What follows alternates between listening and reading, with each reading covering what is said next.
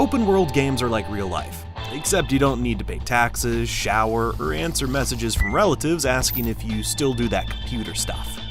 You just pick a direction, get distracted by 5 side quests, accidentally join a cult, and boom, 10 hours gone. So today we're talking the best open worlds you can jump into right now. Let's kick back and enjoy. When I thought about making this list, I knew I wanted to start with a real heavy hitter, Red Dead Redemption 2. But instead of the usual spiel about missions you've already played, let's talk about Guarma, the late-game Caribbean island. It's easy to forget Guarma exists because it's a linear section. It's fully realized with its own environment, assets, and enemies, and it feels like a natural extension of the world.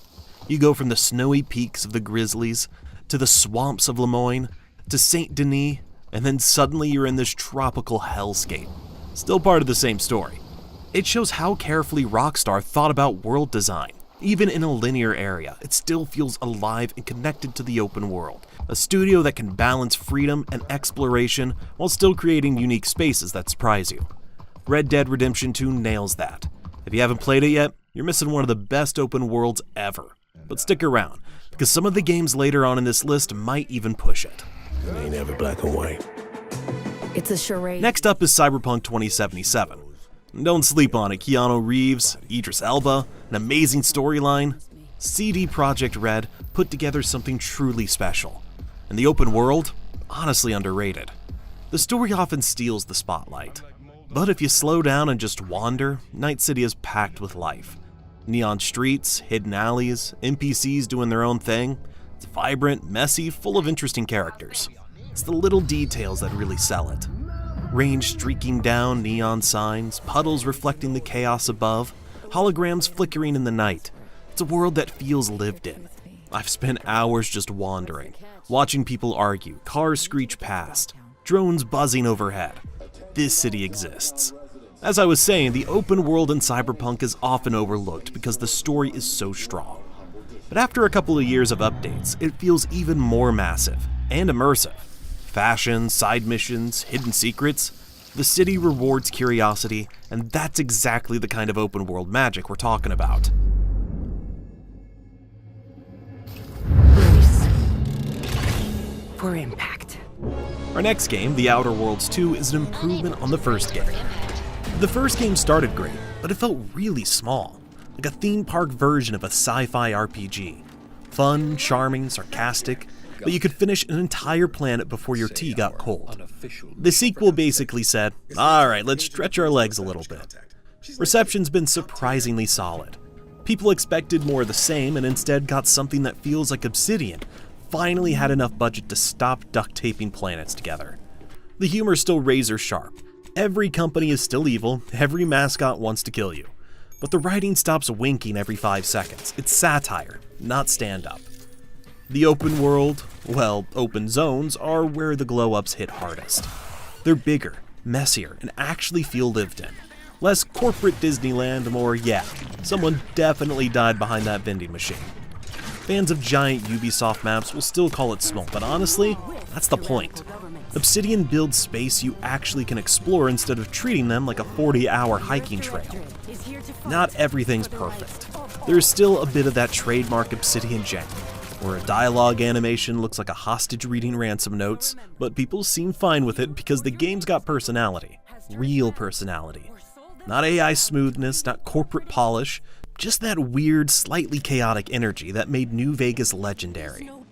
Outer Worlds isn't trying to compete with Starfield or Cyberpunk, which are bigger budget games. It's doing its own thing. A tight, punchy RPG where the world feels handcrafted. The quests actually react to you, and the jokes land without feeling like Marvel Improv Hour. Contact with Earth has been low. Identified ships on the edge of Arcadia. Next up, Elden Ring. Now don't get it twisted. This is a different take on open world. It's open, but it's also carefully guided. You can go almost anywhere, but the game nudges you, gently slaps you, and occasionally murders you if you wander somewhere you're not ready for. It's less a free-for-all sandbox and more like a world that knows what you're capable of, and punishes the rest. That said, the atmosphere is insane. Misty swamps, ruined castles, enormous dragons overhead. sprawling fields that look like they've been abandoned for centuries. It all hits hard. Exploration feels meaningful because every corner could hide a secret, a trap, or a boss that will absolutely ruin your day. Combat is weighty, deliberate, and can't be really put into words. It has that slow, deliberate weight of Tekken, but the excitement of a hack and slash. I gotta say, FromSoft's environmental storytelling is next level. You don't need NPCs holding your hand. The world itself tells the story, from ruined towers to eerie glowing trees. I've spent hours just wandering, getting completely lost, dying repeatedly, and still feeling like I earned every moment. Elden Ring isn't a traditional sandbox, but it nails the feeling of being a tiny speck in a massive, hostile, and beautiful world. And that's why it belongs on any open world list. Now let's quickly talk about instant gaming, the best way to get your games for less money than you would from retail.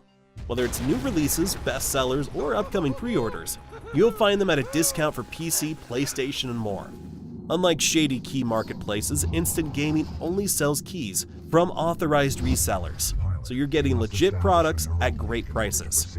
Plus, with a top Trustpilot rating and 24/7 customer support, you can buy with confidence. Personally, I've been using their service for a while, and always had a great experience, and that's why we're happy to partner with them. Check out Instant Gaming through the link in the description and start saving today. Now let's talk about another game you can get lost in for hours. This is the one that made me fall in love with wandering for hours without really knowing why.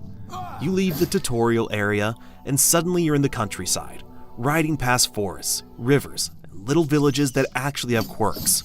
A drunk guy arguing with a guard, a kid stealing apples, someone yelling at their cow. Little things that make you pause because they're funny or weird, not just world filler. The remaster cleans up textures and lighting, sure, but the game still thrives on curiosity. I've gone off paths dozens of times, chasing a random tower on a hill or poking into a cave that wasn't on the map, and always found something that made me stop and laugh, fight, or groan at how stupidly unfair it was.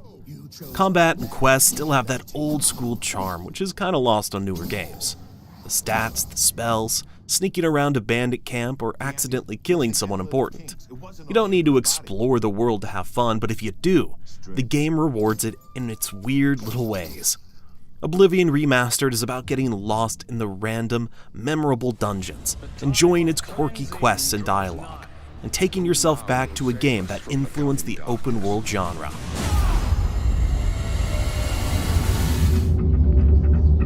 Another Bethesda game, Starfield, has been getting a bit more love recently, which is nice. The open world or open universe isn't seamless like, say, No Man's Sky, but it works. Land somewhere random, poke around, find an abandoned lab full of loot and questionable diary entries, steal everything that shines, and blast off like a cosmic raccoon. That loop is addictive. Starfield's still not perfect, but it's interesting. A massive sandbox for stories you make yourself. The game was basically Bethesda's White Whale. They trademarked the name back in 2013, and then disappeared into a bunker for a decade to build it. First IP in 25 plus years. Todd Howard pacing around the office going, what if Skyrim, but NASA? And everyone nodded hard enough to get whiplash. They built new tech, new engine, new everything, which explains why the launch felt like a toddler taking its first steps. Wobbly, charming, and occasionally face-planting into a loading screen. But over time, with updates, crewmates, city expansions, and actual reasons to land on planets, it's slowly turning a corner.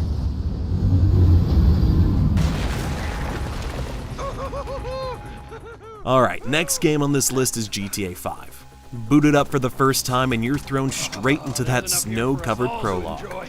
Masks on, alarms screaming, cops everywhere. No slow tutorial, just rob a bank, good luck. It's the most rockstar way to say welcome to the game, champ. Then you're Franklin repoing cars for a man who looks like he moisturizes with stolen credit cards, learning the ropes while simultaneously trying not to crash a customer's Audi into a yoga studio. Early game GTA's pure vibes. Cruising around Vinewood, accidentally discovering the stunt jumps, realizing pedestrians actually yell back at you, then spending an hour doing absolutely nothing productive. Perfection. The world here is stellar. The actors for Michael, Trevor, and Franklin didn't just voice lines, they did full motion capture. So when Trevor looks like he's about to bite someone's ear off, well, that's Steve and Og actually going feral in a gray suit covered in ping pong balls. The map is stuffed with weird secrets too. Alien Easter eggs, ghost sightings, the Mount Chiliad mystery that had the community losing its mind like it was a Da Vinci Code sequel. GTA 5 is big enough that you can get lost in it. One minute you're doing a mission, next you're racing strangers down the highway, golfing, flying a blimp, or seeing how many stars you can stack before the tank shows up. It's the most fun open world game ever made. Don't even get me started on GTA Online. Get 1,000 things every day. How about you make sure this is one of them? An open world that's getting left out of the conversation is Watch Dogs 2. It lived in GTA's shadow, got compared to it nonstop, and the first Watch Dogs being all gloomy and beige didn't really help expectations. Plus the game's themes are not to everyone's tastes. But Watch Dogs 2 flips the whole vibe. Sunny San Francisco, colorful chaos, and some of the best hacking style gameplay you can get. You're detonating phones, hijacking cranes, stealing cars with Wi-Fi. It's all pretty fun. The early game set the tone perfectly. Marcus Holloway gets recruited into DedSec, does some hacker parkour, breaks into Tech HQ like it's nothing.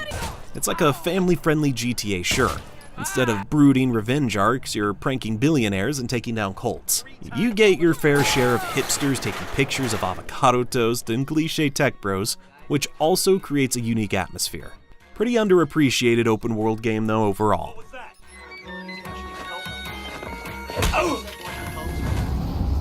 Alright, let's look at a different kind of game now.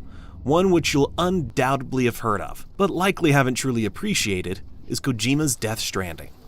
I get why maybe a lot of people haven't played it. It's a box delivery game, right? But trust me, it's a lot more fun than it sounds when you get into it. And unlocking the story and rewards is a satisfying loop. It's one of the most strangely relaxing open worlds ever made. It's lonely and bizarre. Even hiking uphill with 300 kilos of rare designer flip-flops starts feeling spiritual. Icelandic vibes, empty landscapes, rain that ages you like milk left in the sun, but damn, it's peaceful. It hits that meditative zone, where you're not playing a game anymore, you're immersed inside of it. Something these insanely ambitious Japanese games nail in my opinion. Death Stranding isn't chaotic like GTA or full of mobs like Elden Ring. It's an open world about connection, a place where a single rope from a stranger can save your life. And you tear up over a bridge someone placed in the perfect spot. If that's not atmosphere, I don't know what is. Now for probably my all-time favorite game, The Witcher 3. To this day, it's still one of the most immersive open worlds you'll ever find. Rewind to the start, you boot it up, land in the White Orchard, little farms, muddy roads, dudes yelling about Nilfgaard over ale like it's match day. And Geralt just vibing, killing ghouls for pocket change. Early game Witcher isn't about saving the continent. It's about doing odd jobs like a medieval handyman, missing frying pans, haunted wells, bloke crying over his lost cow. It's weirdly homey. And that's the beauty. It tricks you. You think, yeah, cool, this is manageable. The White Orchard is just the tutorial. Once you hit Velen, you're in a war zone now. And that's why Witcher 3 sticks. Early game feels like a slow burn Sunday stroll. Then suddenly you're negotiating with a baron about his demon baby. No big dramatic spiel. You just wander. Stuff happens. It snowballs. It's got a messy human charm like Game of Thrones did in 2015. Not because NPCs have routines, but because everyone has drama, and you're the poor sod fixing it. Witcher 3, in my opinion, is still one of the greatest games of all time. Alright, so enough glazing The Witcher. Let's talk about a new game, Ghost of Yotei. This one feels like the devs deliberately swerved away from everything warm and cinematic about Tsushima. The first game had sunlight, golden fields, foxes doing parkour. Yotei hits you with snow, fog, and constantly feeling that something in the trees is eyeing you up. Combat's still satisfying, but it's rougher. In Tsushima, you were basically auditioning for a samurai movie. Here, you're slipping on ice, wind's throwing your timing off. And half your fights feel like bar scraps with swords. Some players love that grit. Others missed the smoothness of the original. The world itself is gorgeous, but in a harsh, lonely way. Villages feel more realistic, but also more depressing. And travel can drift into, more snow. Critics were split. Some praised the atmosphere, others said the pacing dipped and the map felt emptier than it should. But when it hits, the sound of snow under your boots, a tense trek through the woods, a fight that feels desperate instead of choreographed, it works. It's familiar enough for Tsushima fans, but bold enough to stand on its own. Not perfect, not trying to be Tsushima 2, just a cold, rougher take on the same DNA. No open world list is complete without the modern Zelda games, right?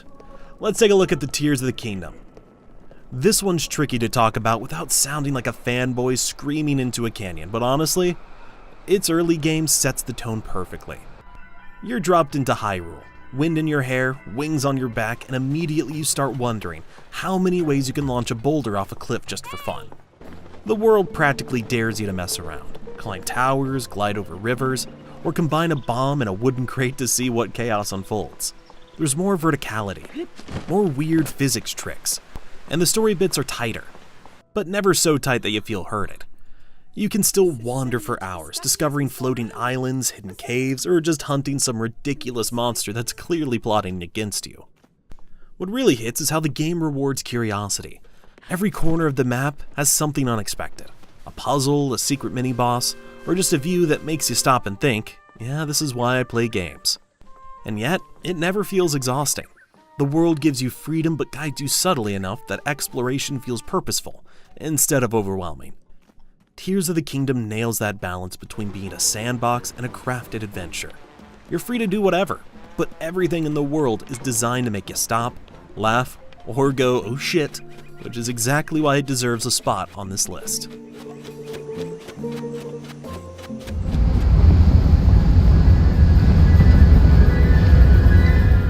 Hogwarts Legacy. Alright, let's be honest. Part of the draw here is that you get to finally live in the Harry Potter universe without having to wait for J.K. Rowling to approve your broomstick license. Early game is Magic School 101, wand in hand, robe slightly itchy, and a castle that's already hiding more secrets than my last 5 text threads combined. I wouldn't do that if I were you. The opening hours are gold. You're learning spells, sneaking into forbidden corridors, and realizing the castle isn't just a backdrop, it's a fully playable character. Portraits move, staircases shift, and sometimes you spend 10 minutes chasing a rogue ghost just to figure out it's messing with you. Side quests are charming, ridiculous, and occasionally dangerous. A giant talking toad demanding your homework? Sure. Fight a cursed centaur? Why not? This one is a must for Harry Potter fans. S.T.A.L.K.E.R 2, Heart of Chornobyl, drops you into the foreboding zone, a deadly and mysterious area surrounding the ruins of the Chornobyl nuclear power plant. You play as a lone stalker, scavenging for valuable artifacts, dodging deadly mutants, and surviving harrowing anomalies that defy physics. The zone is alive with dynamic weather, eerie sounds, and encounters that make every step a risk. You'll need to carefully manage resources from ammunition to food, as survival hinges on preparation and quick thinking. What truly sets S.T.A.L.K.E.R 2 apart is its haunting atmosphere. Whether you're sneaking through abandoned facilities or caught in a terrifying emission storm, the tension is relentless. Add to this a gripping narrative, moral choices, and branching outcomes. You've got an open world like no other. If you're looking for a game that fuses survival horror with deep exploration, S.T.A.L.K.E.R 2 promises to be a masterpiece of suspense and storytelling. Guys, thanks for watching, and let us know your favorite games in the comments down below. And keep watching Gamewise. Thank you, and we'll see you again soon.